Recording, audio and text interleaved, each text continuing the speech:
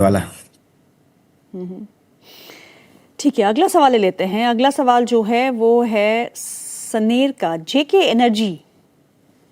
Energy में buying price क्या हो सकता है? अंशुल, इसको ट्रैक करते हैं आप?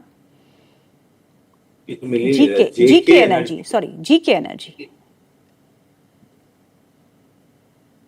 हाँ, जीके एनर्जी में ठीक ठाक इंस्टीट्यूशन होल्डिंग है, वॉच लिस्ट में जरूर है, लेकिन अभी प्राइस पैटर्न ऐसा बना नहीं है कि इसमें कोई बाइंग की जाए। तो अभी वेट कीजिए और अभी डेवलपमेंट होने दीजिए। आईपीओ बेस अभी बनना शुरू, मतलब कुछ हद तक है, लेकिन अभी पैटर्न कंप्लीट होने तक कंप्लीटली अवॉइड, वॉच लिस्ट में जरूर बनाए रख सकते हैं।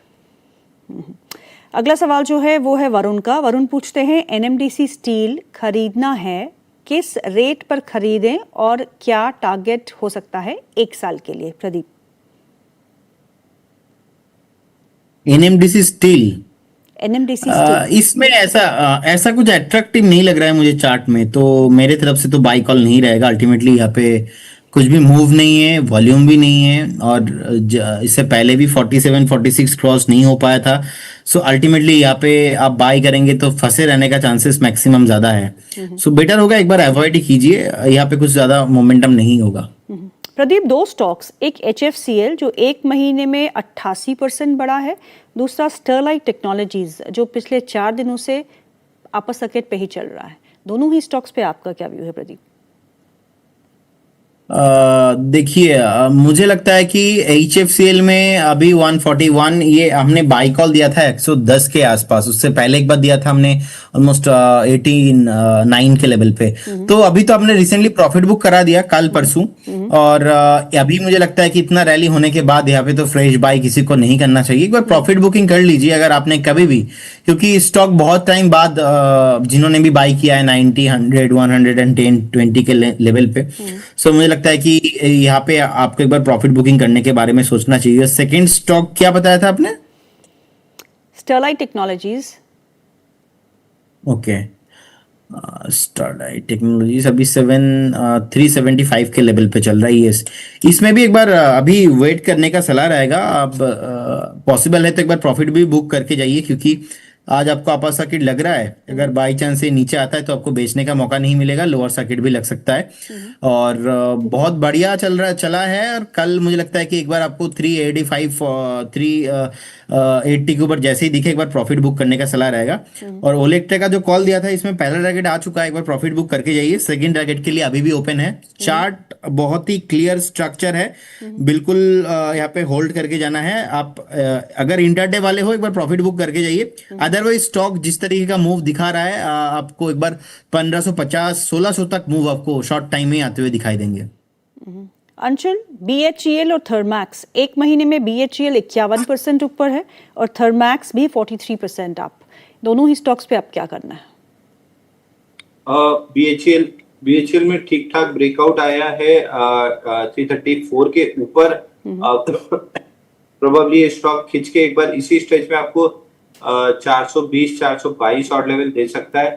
एग्जिस्टिंग लॉन्ग पोजीशन पे 369 का स्टॉप लॉस ले लेना चाहिए। टर्मैक्स ये स्टैंडर्ड डिस्क्लेमर 3350 से बाई दिया हुआ है अक्रॉस मीडिया प्लेटफॉर्म क्लाइंट्स को। अब यहाँ से आज सुबह भी बाई दिया था, 4700 का टारगेट था, कंप्लीट हो चुका है। एक बार यहाँ पे प्रॉफिट बुकिंग की सलाह दे रहे हैं। अगर आपको नहीं करना है तो आप स्टॉप लॉस लगा लीजिए 4500 का क्लोजिंग बेसिस पे, और थोड़ा सा मोमेंटम अगर चेस करने का मूड है तो 45 के स्टॉप लॉस से कर सकते हैं। अगला जो स्विंग हाई आता है वो 4968 पे आता है, तो 4968 तक जा सकता है। चलिए, अगला सवाल जो है, उन्होंने अपना नाम नहीं लिखा, उनके हैंडल से सवाल है। वो पूछते हैं उनके एक्सपोजर MTNL में है, 37 के भाव पे लिया है, क्या वो होल्ड करे या एग्जिट? प्रदीप। एग्जिट कर जाना चाहिए, यहाँ पे कुछ पॉसिबिलिटीज नहीं है। देखिए, लास्ट 2024 का जो टॉप बना था 85 में, आज तक कभी स्टॉक ने कभी भी मंथली लेवल पे इसका कुछ सस्टेनेबल मूव नहीं आया। तो ऐसे स्टॉक में रहना ही नहीं है। मुझे लगता है कि आप एक बार जल्द से जल्द पॉसिबल है एक बार एग्जिट होने का व्यू बनाइए। चलिए, रमन राजपूत का सवाल है, जम्मू से लिख रहे हैं। तो मैं स्टेट की हूँ तो मुझे जम्मू के सवाल जरूर लेने होते हैं। अभी अंशुल का यही बयान आएगा। वेक फिट है उनके पास 147 के भाव पे, और M क्लाउड है उनके पास 54 के प्राइस पे लिया है। दोनों में ही लॉस हो रहा है। प्लीज मैं क्या करूं अंशुल सर? एम क्लाउड में तो मेरे ख्याल से ये बहुत समय से सवाल पूछा, अगर ये वही व्यक्ति हैं, 20 नवंबर को इन्होंने पहली बार सवाल पूछा था कि लोअर सर्किट लग गया है, मैं क्या करूं, गलती से ले लिया, तब से हम एग्जिट बोलते आ रहे हैं कि गलती हो गई आपसे, जिसके भी कहने पे आपने लिया गलती हो गई, एग्जिट कर लीजिए 53 पे, तब से आज तक नहीं कर पाए। अगर आप वही हैं, मेरे को लगता नहीं आप अभी भी कर पाएंगे।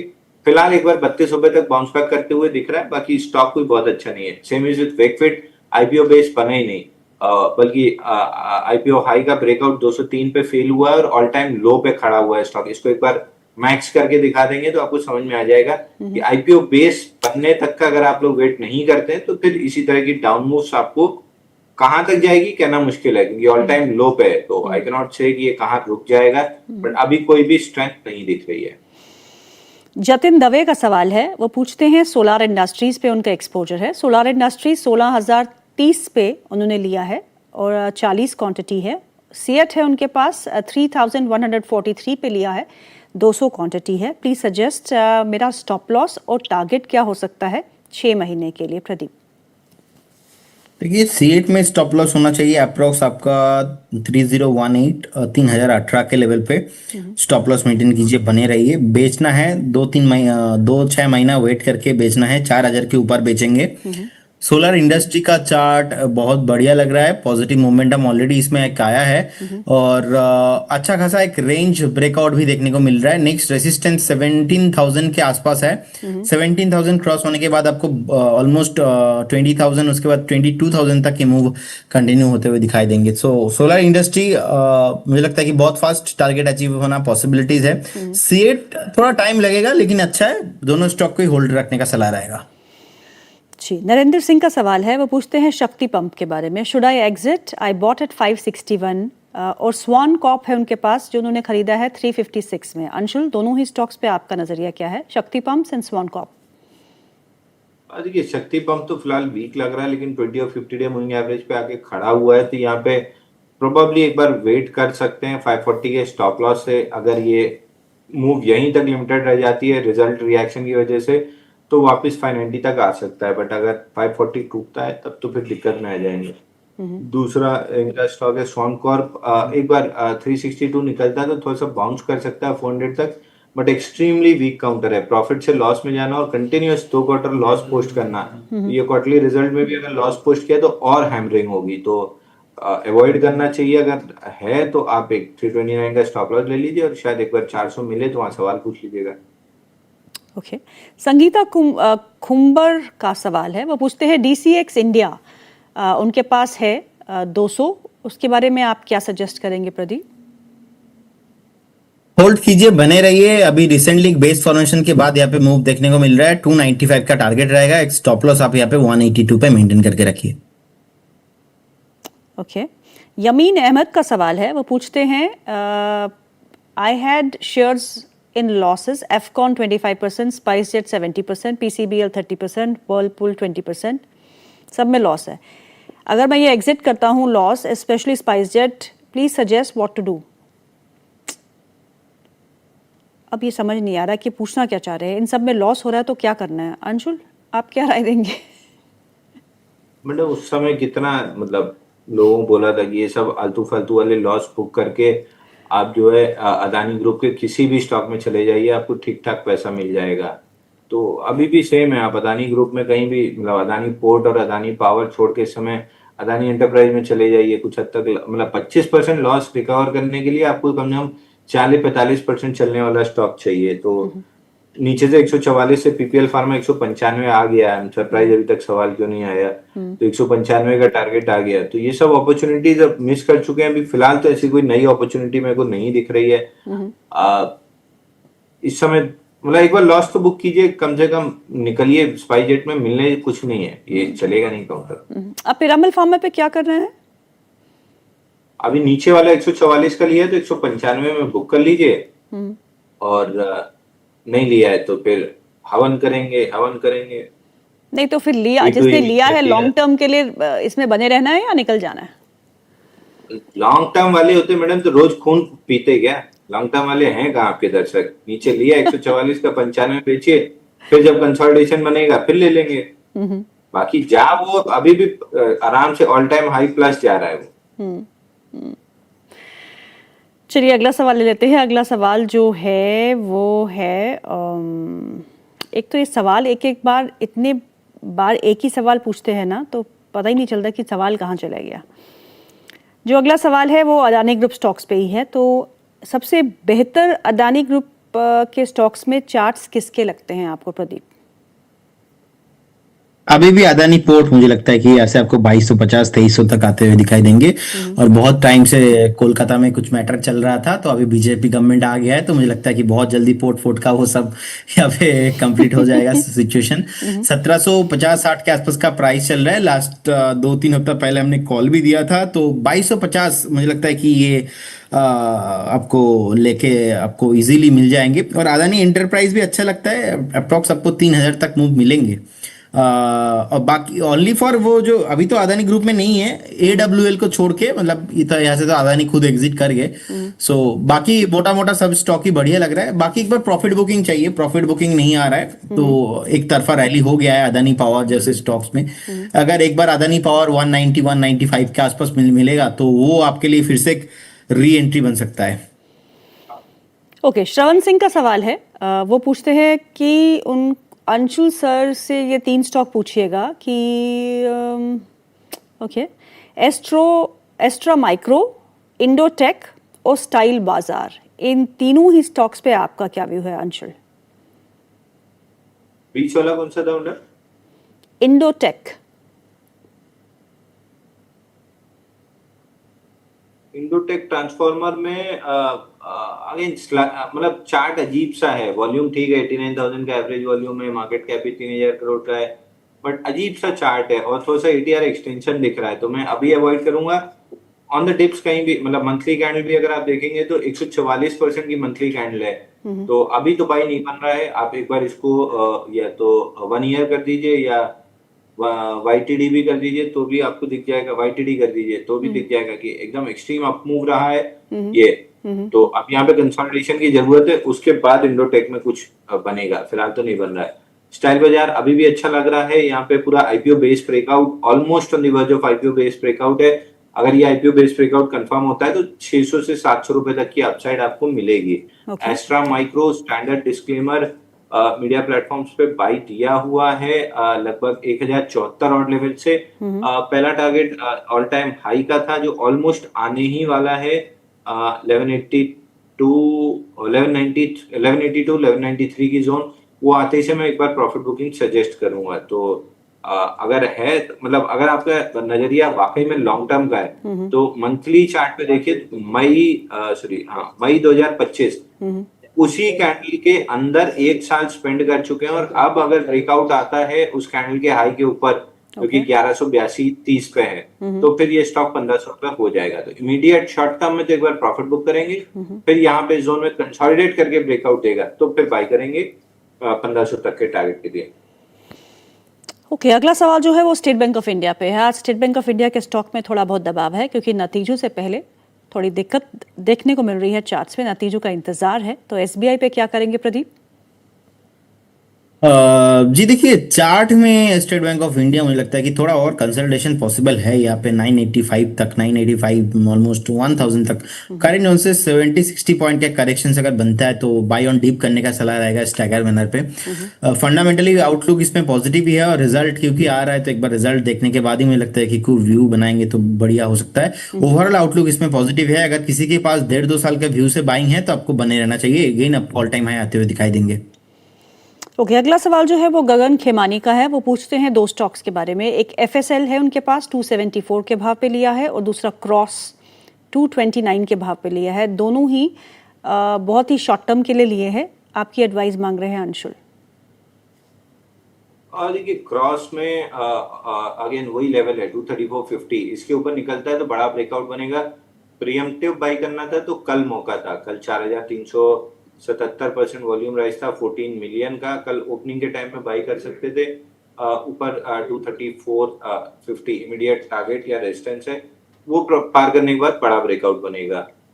इसके अलावा FSL में आज बड़े वॉल्यूम से चला है, आज volume rise almost 1690% against 50 day average volume, major resistance 292 है, वहां तक जा रहा है, उसके ऊपर निकलता है तो फर्दर अपसाइड मिलेगी, बट 292 आने की प्रोबेबिलिटी बहुत हाई है। ओके, अगला सवाल जो है वो सुनंदेश शर्मा जी का है। वो पूछते हैं JWL जुपिटर वैगन लिमिटेड 290 के भाव का बाइंग प्राइस है, प्रॉफिट बुक करना है या निवेशित रहना है? प्रदीप सा। प्रॉफिट बुक करके निकल जाना है। ओवरऑल इस सेक्टर में कोई रैली नहीं है, लास्ट 18 महीना हो गया है। अभी भी अगर आप, अच्छा है कि आपका बाइंग 290 पे है, क्योंकि बहुत सारे लोगों का बाइंग जितने भी मैंने देखा है कि 500 550 के आसपास रहता है नॉर्मली। तो आप एक बार एग्जिट हो जाइए, मार्केट में बहुत अलग अलग स्टॉक अवेलेबल है, उसमें फोकस कीजिए। कविता ठाकुर का सवाल है, प्रदीप के लिए ही है। MV and Usha Martin, MV and Usha Martin दोनों ही स्टॉक्स पे आपका क्या नजरिया है? NB, MV EMMVEE।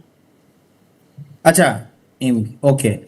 हाँ, इसमें मुझे लगता है कि होल्ड रखना है, क्योंकि IPO बेस्ड ब्रेकआउट है, उसके बाद हायर हाई फॉर्मेशन है, ऊपर से थोड़ा बहुत प्रॉफिट बुकिंग देखने को मिला था, लेकिन कोई प्रॉब्लम नहीं है। स्टॉक मुझे लगता है कि जब तक होल्ड कर रहा है 230 को, आपको बने रहना चाहिए। एक स्टॉप लॉस आप 225 से 230 के, इस जो ओवरऑल रेंज है, इस रेंज के आसपास एक सपोर्ट है, यहाँ पे मेंटेन कीजिए एंड बने रहिए। अगेन आपको 290 और 290 क्रॉस होने के बाद आपको 340 50 तक मूव आते हुए दिखाई देंगे। होल्ड कीजिए, बने रहिए। सेकंड स्टॉक बताया आपने उषा मार्टिन जी, अभी 479 के लेवल पे चल रहा है, ऑल टाइम हाई ब्रेकआउट जाने के लिए रेडी हो रहा है। होल्ड कीजिए, बने रहिए। मुझे लगता है कि एक बार 580 एंड 600 तक टारगेट आपको मिलना चाहिए। 440 440 के आसपास का एक स्टॉप लॉस रहेगा, एंड यहाँ पे स्टॉप लॉस मेंटेन कीजिए, बने रहिए। अगला सवाल जो है वो है बॉन्ड की तरफ से, उनका जो हैंडल है वो बॉन्ड है। वो पूछते हैं, अंशुल सर IOC में कब एंट्री कर सकते हैं, और KPI ग्रीन इंडस्ट्री में वॉल्यूम नहीं है, क्या मैं बाय कर सकता हूं? फिर भी आई एम एन इन्वेस्टर है तो लॉन्ग टर्म ही पूछ रहे होंगे। एक मैडम 007 जीमेल आईडी वाले हमारे पास भी है। अच्छा। बॉन्ड वहाँ है, 007 यहाँ है। ये बॉन्ड 917 है। हाँ, ये 007 यहाँ बैठे ना। हाँ, KPI ग्रीन में ऐसा तो नहीं है, वॉल्यूम नहीं है। 1.8 मिलियन का 50 डे एवरेज वॉल्यूम है, तो KPI ग्रीन में वॉल्यूम तो अच्छा ही है। मार्केट कैप भी 9,500 करोड़ का है। रिजल्ट भी इस क्वार्टर में मतलब कंटिन्यूअस प्रॉफिटेबल कंपनी, और रिजल्ट भी 23% ग्रोथ है, 20% सेल्स ग्रोथ है, मार्जिन भी बढ़ी है 25% से बढ़ते बढ़ते 5 क्वार्टर में 32% हुई है। तो लग तो अच्छा ही रहा है, बट टेक्निकली अभी एक रेंज के अंदर है। 604 के ब्रेकआउट के बाद अगर KPI ग्रीन खरीदते हैं तो ज्यादा अच्छा रहेगा, या फिर नीचे में बॉटम फिशिंग 315 320 की जोन में बनेगी, तो मिडवे है, यहाँ पे कुछ भी नहीं करना चाहिए, क्योंकि रिस्क रिवॉर्ड नहीं मैच करेगा। IOC तो भर के बैठना है, जैसे क्रूड 89 आएगा IOC वापस आपको 170 रुपए मिल जाएगा। ओके, एक अगला सवाल जो है वो राहुल गुप्ता का है। वो पूछते हैं, SDBL और पॉलिसी बाजार में न्यू एंट्री कर सकते हैं क्या? प्रदीप। मैम, SDBL पे न्यू एंट्री करने का सलाह नहीं रहेगा, क्योंकि स्टॉक ने एक बहुत ऊपर से हल्का हुआ है। तो ये जिस तरीके से वीकनेस हुआ है चार्ट में, अब हो सकता है कि ऊपर एक बार आ जाए, फिर से 115-20 तक मुझे लग रहा है कि आ जाएगा। लेकिन बाई इसलिए मैं करने का सलाह नहीं रहेगा, क्योंकि इतना हाई बीटा वॉलेटिलिटी अगर कहीं पे भी रहता है, सो कहीं ना कहीं मैं ऐसे स्टॉक थोड़ा बहुत इग्नोर करके चलता हूँ। ये आपके पोर्टफोलियो के लिए और हेल्थ के लिए भी सही नहीं है, BP हाई हो जाएगा आपका। और TB फिनटेक पॉलिसी बाजार, जी, बिजनेस मॉडल ओवरऑल बहुत बढ़िया है। 1643 के आसपास का प्राइस चल रहा है। आप अभी तो फिलहाल मेरे को लग रहा है एक बार 1589, उसके बाद 1590 तक थोड़ा बहुत नीचे आपको दिखेंगे, लेकिन नीचे आने पे एक बार बाई करने का ही सलाह रहेगा। और किसी के पास है तो एवरेज करके जाइए, होल्ड करके जाइए, कोई प्रॉब्लम नहीं है। स्टॉक घूम फिर के आपको 1950, उसके बाद 2000 एंड अबव आते हुए दिखाई देंगे, कोई प्रॉब्लम नहीं है। बहुत ही तगड़ा फंडामेंटल है पॉलिसी बाजार का। और ओवरऑल ये जो बिजनेस मॉडल है बहुत ही रेयर है, मोनोपोली है इंडस्ट्री में PB फिनटेक का। इसके साथ साथ मेरा डिस्क्लेमर, जितने भी स्टॉक्स एंड इंडेक्स को लेके मैंने बात किया है, कोई भी स्टॉक्स एंड इंडेक्स में हमारा कुछ भी पोजीशन नहीं होता है। No conflict of interest, registration granted by SEBI, membership of BC, certification from NISM, no way guarantee performance of the intermediary और provide any assurance of return to the investors. बहुत बहुत धन्यवाद, have a good day. Thank you so much Pradeep. आज एक ही stock देना है क्या, Electra green, और कोई स्टॉक नहीं है? अभी तो फिलहाल मैम जितने भी स्टॉक था एक्चुअली या तो मेंबर्स को दिया हुआ है, वो मैं अभी यहाँ पे बोल नहीं सकता, और या तो उसमें ऑलरेडी टारगेट अचीव हो गया है, अभी तो फिलहाल नहीं है। चलिए, thank you so much for your time Pradeep. तो अंशुल, आपके लिए सवाल है अगला। वो पूछते हैं, आई हैव अमेंद्रा चौहान जी का सवाल है। वो पूछते हैं, उनके पास विम्टा लैब है, 422 के भाव पे लिया है। प्रीमियर एनर्जी है, 806 के भाव पे लिया है। बुक कर लूं या फिर होल्ड करूं? आपका क्या नजरिया है?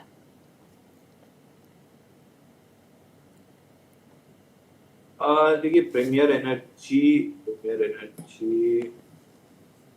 एनर्जी तो एक बार होल्ड करना चाहिए। प्रीमियर एनर्जी स्टॉप लॉस लगा लेना चाहिए 978 का क्लोजिंग बेसिस पे। अगर मोमेंटम खिंचा तो 1157 तक जा सकता है। और विम्टा लैब में तो क्लियरली पर 2 दिन से बोल रहा हूँ, प्रॉफिट बुक कर लीजिए।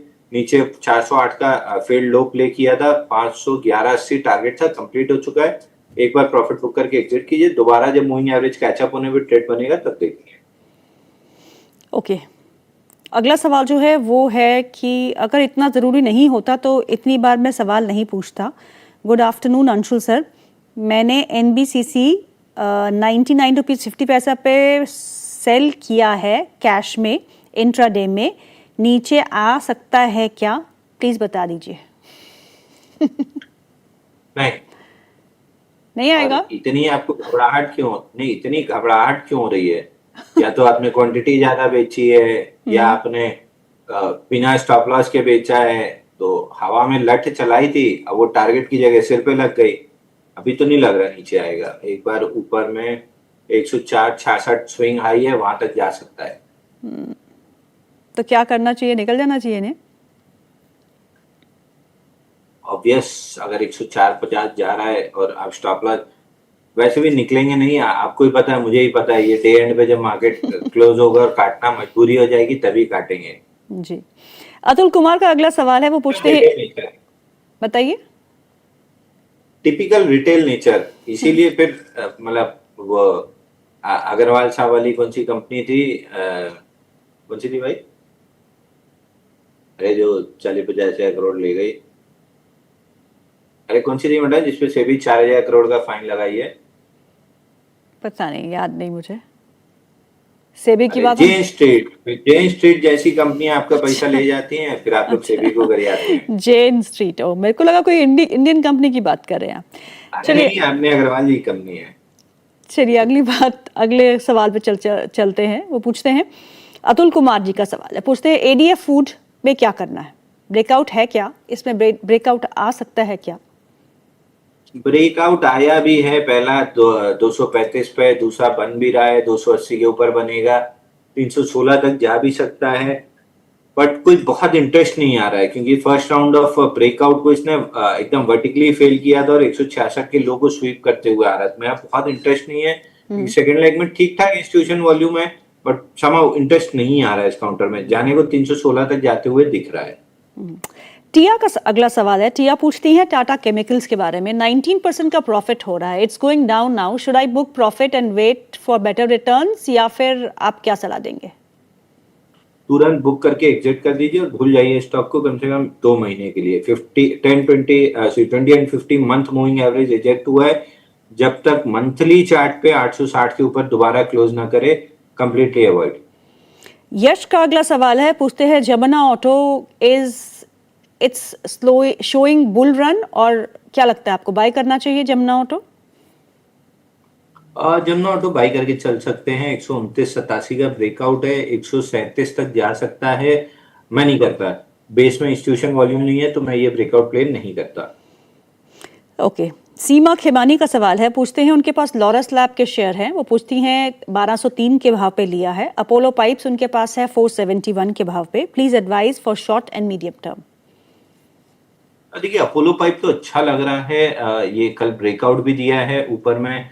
लगभग मैं मान के चल रहा हूँ, थोड़ा समय देंगे तो 650 तक का भाव मिल सकता है। But slow and study, her move को आपको बहुत क्लोजली वॉच करना होगा। 3 to 5 डेज जब मूव आए, उसके बाद कंसोलिडेशन या पुल बैक किस वॉल्यूम पे आती है, तो ये सारी चीजें वॉच करते हुए आपको 650 रुपए तक का टारगेट अपोलो पाइप में मिल सकता है। और जहां तक लॉरस लैब की बात है, ब्रेकआउट 1133 पे सस्टेन हो रहा है, 1300 रुपए तक जा सकता है। अब स्टॉप लॉस 1133 कर लेना चाहिए। ओके, अगला सवाल जो है वो नील का है। नील पूछते हैं मिधानी बाई प्राइस है 396, करंट मार्केट प्राइस है 421, होल्ड करूं या बेच के निकल जाऊं? मिधानी 451 के ऊपर निकलता है तो फिर और एक्सटेंड करेगा, बाकी मेरे हिसाब से बेच के निकल जाने में भलाई है। निकल के आपको ये धातु में ही रहना है तो मिश्रा जी से निकल के जिंदल जी में आ जाइए, जेएसडब्ल्यू स्टील। वो जब फटेगा तो 1600-1700 रुपए आराम से दे देगा। ओके, अगला सवाल जो है वो है सुनंदा शर्मा जी का। ऐसा मेरा कोई मिश्रा जी लोगों से वो क्या बोलते हैं, बुराई नहीं है, मगर चार्ट पे जिंदल जी ज्यादा अच्छे लग रहे हैं। ओके, सुनंदा शर्मा का सवाल है, पूछती हैं जेएसडब्ल्यू इंफ्रा है उनके पास 261 के भाव पे लिया है, क्या करूं, प्रॉफिट बुक करूं, निकल जाऊं? मैंने अटक गया था मेरा जेएसडब्ल्यू इंफ्रा। इस पे तो सवाल ही मत लिया कीजिए, मैं तो रोज ही ट्रेड कर रहा हूँ। कल भी पैसा डाला अकाउंट में, आज रिजल्ट है इसलिए हाथ रुका हुआ है। अब आज रिजल्ट निकल जाए तो कल फिर इसमें बाइंग सेलिंग तो मैं रेगुलर कर ही रहा हूँ। मतलब एक बार लेना देना काम चल ही रहा है। 326 रुपए का टारगेट मैं अपने लिए लेके चल रहा हूँ। वहां तक तो मैं रोज बाई सेल मतलब जहां जैसा मौका मिलेगा बाई सेल करता जाऊंगा। 326 पे फिर मैं रिव्यू करूंगा कि क्या करना है। बाकी यहाँ से मैं अभी जो बाई किया हूँ डिस्क्लेमर पर्सनल पोर्टफोलियो में 326 तक तो रहेगा, लेता देता बना रहेगा पोर्टफोलियो। पिंटू कुमार का सवाल है, वो पूछते हैं कि मैं आपका रेगुलर व्यूअर हूं Anshul sir, park Medi world उनका बाई प्राइस है 162, टारगेट क्या होगा? आईटीआई बाई प्राइस इज 350, इसका भी टारगेट क्या हो सकता है? ITI and Park Medi World. देखिए आईटीआई तो अगर और एक आध हफ्ते में 306 रुपए का ब्रेकआउट नहीं दिया तो निकल जाइएगा, क्योंकि फिर लिक्विडेशन आ जाएगा। एंटिसिपेशन वाले जितने बायर हैं लिक्विडेशन स्टार्ट कर देंगे, तो एक हफ्ता और 4-5 ट्रेडिंग सेशन दीजिए। अगर निकला 306 तो आपका भाव आ जाएगा, नहीं तो फिर एग्जिट कर लीजिएगा। पार्क मेडी अब स्टॉप लॉस मॉडिफाई कर लीजिए, ऊपर में स्टॉप लॉस मॉडिफिकेशन आपका 238 रुपए का होना चाहिए। ये सेकंड जब ब्रेकआउट आया था 207 के आसपास, तभी हमने डिस्कस किया था। टारगेट्स तो एक्सीड हो चुके हैं लेकिन मोमेंटम बना हुआ है, तो 238 के स्टॉप लॉस से मोमेंटम चेस करना चाहिए। राजीव कुमार का अगला सवाल है, वो पूछती हैं अशोक लेलैंड के बारे में। 167 बाई प्राइस है और जम्मू एंड कश्मीर बैंक है उनके पास 143 के भाव पे, दोनों ही स्टॉक्स पे क्या करना चाहिए? देखिए जम्मू एंड कश्मीर बैंक 146.60 का दूसरा टारगेट था जो कल ऑलमोस्ट कंप्लीट हुआ है। एक बार यहाँ पे प्रॉफिट बुकिंग करेंगे और डिप्स पे ऐड करने की कोशिश करेंगे। तो फिलहाल तो अभी कोई ट्रेड इसमें बन नहीं रहा है, स्ट्रक्चर बुलिश है। डिप्स पे कंसोलिडेशन ब्रेकआउट पे बाई करेंगे। Ashok Leyland I would suggest exit कर लीजिए, ये नीचे 118 रुपए आ रहा है। इज इट 118 126 पे वीकली और डेली अनमिटिगेटेड लेवल से 10 20 50 डेली पे रिजेक्ट हो रहा है। वीकली पे भी नेगेटिव फॉर्मेशन होते हुए ऑलमोस्ट होने ही वाला है। 10-20 का तो हो गया है, 50 का भी थोड़े दिन में हो ही जाएगा, तो 118 तक लग रहा है नीचे आएगा। धीरज मोरे का सवाल है, वो पूछते हैं कि एसईपीसी है उनके पास, एसईपीसी 100 क्वांटिटी बॉट एट 8 रुपीज 50 पैसा, होल्ड करूं या बेच के निकल जाऊं? निकल जाना चाहिए, नहीं फॉलो थ्रू एक्शन मिला ही नहीं है इसको। 28 अप्रैल वाली कैंडल को एक बार निकल जाना चाहिए। ओके, मयंक का सवाल है, मेरे saying that हाथ रेज करते करते उनके हाथ थक चुके हैं, उनका सवाल ले लीजिए प्लीज। GICL 41 रुपीज 50 पैसा पे बाय है और देवयानी 121 पे बाय है, दोनों में ही क्या करना चाहिए शॉर्ट टर्म के लिए? देखिए देवयानी में 29 अप्रैल को बड़ी कैंडल बनी थी, 57 मिलियन का वॉल्यूम था, 17 से 16% वॉल्यूम राइज। उसके बाद से छठवां दिन है जहाँ इनसाइड बार है और 20 एंड 50 मूविंग एवरेज 115 पे है। तो जब तक 115 क्लोजिंग बेसिस पे प्रोटेक्टेड है, लॉन्ग रही है, 141 मिल सकता है। GICL में कंप्लीट साइडवेज चल रहा है, मोमेंटम रोज बिल्ड होने की कोशिश होता है लेकिन ऊपरी स्तर से सेलिंग आ रही है, तो इवेंचुअली 42.24 इसके ऊपर जैसे निकलेगा काउंटर, इसमें अच्छी मूव 47 तक आनी चाहिए। नीतीश कुमार का सवाल है कोचीन शिपयार्ड पे, उनके पास 1700 के भाव पे उनके पास शेयर पड़े हुए हैं, क्या करूं, प्लीज सजेस्ट।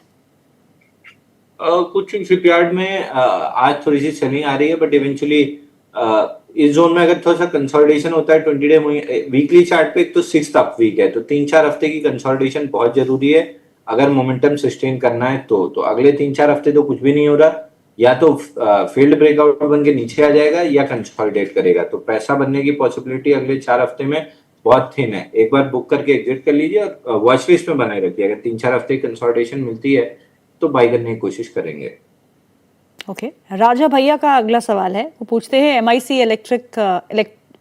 इलेक्ट्रिक के बारे में, निकल जाऊं या बना रहूं?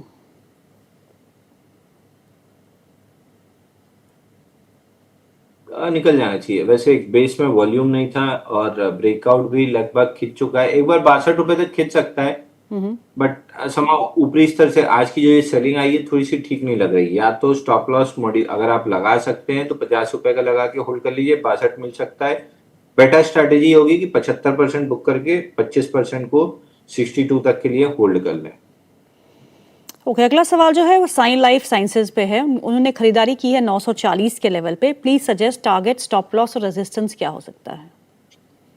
ऑल टाइम हाई पे है, कोई टारगेट या रेजिस्टेंस नहीं है, आपको केवल स्टॉप लॉस लगाना चाहिए 1071 का और होल्ड करना चाहिए। साई लाइफ साइंसेज पहली बार आईपीओ बेस ब्रेकआउट 802 पे मैंने बाई दिया था और दूसरी बार 943 पे बाई दिया था, दोनों के टारगेट्स कंप्लीट हो चुके हैं 1055 के, अब उसको एक्सीड कर रहा है। 1071 के स्टॉप लॉस से होल्ड करना चाहिए। मे बी एक एक्सटेंशन अगर ड्रॉ करेंगे तो 1200-1205 के पास रेजिस्टेंस आएगा, बट एक्सटेंशन के रेजिस्टेंस इतने बड़े भी नहीं होते कि मतलब वहां पे और ट्रेलिंग स्टॉप लॉस लगाते हुए चलेंगे। ओके, अगला सवाल जो है वो तेजस नेटवर्क पे है, अरमान का सवाल है, वो पूछते हैं तेजस नेटवर्क में क्या करना है, होल्ड करना है या फिर बेच के निकल जाना है? तेजस नेटवर्क एक बार बुक कर लेना चाहिए, ये 528-95 का रेजिस्टेंस स्वीप कर रहा है, एक बार निकल जाइए। क्लोजिंग बेसिस पे अगर 530-32 के ऊपर ब्रेकआउट 2-4 दिन 5 दिन बाद बनता है तो दोबारा एंटर कर लेंगे, बट एक बार तो प्रॉफिट बुक कर लेना चाहिए। अगला सवाल यूबीएल पे है, यूनाइटेड ब्रेवरीज लिमिटेड, पुष्कर का सवाल है, यूबीएल उन्होंने खरीदा है 1862 में, और क्या करें, एवरेज करें या बेच के निकल जाएं? देखिए यूबीएल जैसा शेयर बेचने का तो नहीं बनता है, एवरेज जरूर कर सकते हैं क्योंकि फिलहाल तो डाउन ट्रेंड में है, बट ये डाउन ट्रेंड कब रिवर्स होके वापस ऊपर आ जाएगी आपको हवा भी नहीं लगेगी। तो बेटर है कि 1346 के आसपास थोड़ा सा एवरेज करने की कोशिश करें और वेट करें। एक बार जहां नशे की आदत लगती है, हाँ कोई बदलता है, मतलब शॉर्ट टर्म में डाउन ट्रेंड इसका इस्तेमाल कीजिए। कई एशियन पेंट्स कितना अच्छा बॉटम में एक्यूमुलेट किया था, तो ये भी आपको मौका मिल रहा है अच्छा एक्यूमुलेट करने का। 1350 के बाद एक्यूमुलेट करके रखिए और ये शराबियों पे यकीन रखिए, आदत नहीं छूटेगी। अगला सवाल जो है वो सीगल पे है, सीगल पे उनका होल्डिंग प्राइस इज 308, वो आपसे पूछते हैं stop loss, trading stop loss क्या होना चाहिए? ट्रेलिंग देखिए स्विंग हाई का टारगेट कंप्लीट हुआ है 383 पे, तो आइडियली तो प्रॉफिट बुक करना चाहिए। अगर नहीं करना चाह रहे हैं तो 364 का स्टॉप लॉस लगा लीजिए और ये इंट्राडे रहेगा, क्लोजिंग बेसिस नहीं रहेगा। अच्छा, अगला सवाल जो है आफ्ताब आलम का है, वो बोलते हैं अंशुल सर प्लीज एसीई का चार्ट एक्सप्लेन कर सकते हैं आप? नहीं, क्योंकि मेरे को खुद ही नहीं समझ में आ रहा। 15 मिनट में ऐसे नीचे टिप मारा और ऊपर आ गया, मेरे को लगा रिजल्ट होगा, रिजल्ट भी नहीं था, कोई न्यूज भी ऐसे दिखी नहीं, तो मेरे को नहीं समझ में आई है ये ब्लिप जो आई है 12 बजे के आसपास, ये क्यों आई है। बाकी ओवरऑल चार्ट पे 10-20-50 का पहला क्रॉसओवर है जहाँ पे हायर लो बनाने की कोशिश हो रही है, तो हो सकता है एक बार 1010 तक निकल जाए। बाकी ये ब्लिप क्यों आई ये जानना बहुत जरूरी है, क्योंकि अगेन कुछ ना कुछ रीजन जरूर होगा, तो वो क्लियर हो तो फिर ट्रेड करें। 1010 जाते हुए दिख रहा है। अभिषेक का अगला सवाल है, वो पूछते हैं टाटा पावर के शेयर है उनके पास, 440 के भाव पे लिए हैं, अब क्या करना चाहिए? टाटा पावर होल्ड करना, अगर आप इन्वेस्टर हैं तो ऑल टाइम हाई के लिए होल्ड कीजिए। अगर ट्रेडर हैं तो 460 के अराउंड जब ये रिवर्सल कैंडल बनी थी 29 अप्रैल को, तब प्रॉफिट बुकिंग सजेस्ट किया गया था, वापस 316-75 के आसपास देखेंगे।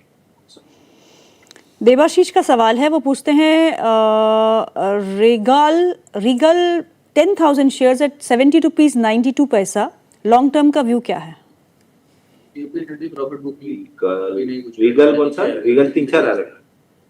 हाँ, रीगल एंटरटेनमेंट आ रहा है, रिसोर्स आ रहा है, एजेंसी आ रहा है, कौन 70 सा? रुपए 92 पैसे पे लिया है। रीगल रिसोर्सेज दिख रहा है 94 रुपीज के आसपास। हम्म, आईपीओ बेस बना रहा है, भी आईपीओ बेस बनने में टाइम है। राइट साइड डेवलपमेंट चल रही है, राइट साइड डेवलपमेंट कंप्लीट होगी उसके बाद देखेंगे। अभी तो आईपीओ बेस बन रहा है, तो वॉच लिस्ट में जरूर बनाए रखते रोहन का सवाल है जीएमआर एयरपोर्ट पे टारगेट क्या हो सकता है? हैं। 102.55 मेजर रेजिस्टेंस है, वो निकला तो फिर 107.50। ओके, सवाल तो बहुत आ रहे हैं, अब I don't know where to stop, what to take. Sainath ji का सवाल ले लेते हैं। आज यही रोक देते हैं मैडम, हाँ, यही रोक देते हैं। साईनाथ जी का सवाल है, नॉर्दर्न आर्क कैपिटल है उनके पास 298 में, वेस्टर्न कैरियर है उनके पास 116 में, और जुनिपर होटल है उनके पास 227 में। 15 डेज का टारगेट बता दीजिए। आजकल तो वेरी वेरी शॉर्ट टर्म हो गया है। आप सही थे। ये वेरी वेरी ये शॉर्ट टर्म नहीं होता, ये लॉन्ग टर्म होता है मेरे लिए। मतलब अदानी और जेएसडब्ल्यू इंफ्रा अलग चीज है, रिलायंस अलग चीज है। बाकी 15 दिन तो मेरे लिए लॉन्ग टर्म होता है। मैं तो 5 दिन में मूव नहीं है। जैसे इलेक्ट्रा अभी लिया और 7% फटाक से बढ़ा, बेच के खाली हो गए। तो ये तो मेरा आइडियल, अगर पैटर्न अच्छा है तो इस तरीके से चलना चाहिए। 12:40 पे और 12:41 पे दिया था, 12:41 पे 1292 रुपए में। जब ये देख रहे हैं पूरा फ्लैट पैटर्न का ब्रेकआउट आ रहा था। यही चीज ना हम डेली चार्ट पे प्ले करते हैं कि बड़ा बेस बना है तो बड़ा मूव आएगा। तो आप डेली चार्ट पे 300 दिन का ऐसा एलटीएफ में हमने प्ले किया था, 400 हफ्ते का बेस, तो ऐसा मूव आया 6 महीने में। तो मैं केवल वही पैटर्न को उठा के छोटे टाइम फ्रेम पे ले आता हूँ। प्ले तो वही कर रहा हूँ जो डेली में आपको एलटीएफ वीकली में आपको एलटीएफ प्ले कराया, वो मैं शॉर्टर टाइम फ्रेम पे प्ले करता हूँ। वही ये ऐसा साइडवेज चला, जैसे ही पहला मूव आया ब्रेकआउट का, बाई किया, थोड़ी देर साइडवेज रहा और एकदम से फट गया। तो यही पैटर्न मैं आपको डेली पे वीकली पे प्ले कराता हूँ। मैं अपने लिए शॉर्ट टर्म 2 डिग्री चार्ट पे प्ले करता हूँ। अंतर ये है कि आपको क्यों नहीं बताता हूँ, इसलिए नहीं बताता हूँ क्योंकि लोग पोजीशन साइजिंग, रिस्क मैनेजमेंट, ये सारी चीजें नहीं करते हैं। यहाँ पे सक्सेस रेशियो कम होता है। सक्सेस रेशियो आपका 50-60% के आसपास होता है, बट रिस्क रिवॉर्ड 1:2 1:3 है। यानी अगर 50% भी आप सही हैं, 50 ट्रेड प्रॉफिट, 50 में लॉस, तो लॉस वाले में अगर 1-1 रुपए लॉस गया है, 50 रुपए लॉस जाएगा। 50 जिसमें प्रॉफिट आया उसमें 2-2 रुपए आएगा। यानी 50 लॉस हुआ तो 50 रुपए गया, 50 में प्रॉफिट हुआ तो 100 रुपए मिला। नेट बेसिस पे आप 50% सही थे, बट आप प्रॉफिटेबल हैं 50 रुपए, क्योंकि यहाँ 100 कमाया, वहां 50 खोया, नेट में आप प्रॉफिटेबल। लेकिन अगर आप वो 50 जिसमें स्टॉप लॉस कट रहा है लिए बैठे रहेंगे और वो बाइंग एमएक्स वाला स्टॉक निकल आया, तो आपकी कैपिटल ही खत्म हो जाएगी। इसलिए मैं अवॉइड करता हूँ सब ट्रेड्स बताने में। चलिए आप तो फटाफट से बता दीजिए आप क्या खरीद रहे हैं अंशुल? मैं मैडम खरीद रहा हूँ इस समय, क्या बोल रहा हूँ, एक मिनट रुकिए। एक सीमेंट काउंटर, मतलब ये देख लीजिए, सारेगामा। इसमें बहुत अच्छा इंस्टीट्यूशन वॉल्यूम नहीं है बेस में, बट ठीक ठाक पैटर्न ब्रेकआउट आ रहा है 80 दिन के फ्लैट बेस का। अगर ये चला तो 430 रुपए तक जा सकता है। Okay. बाकी ये दूसरा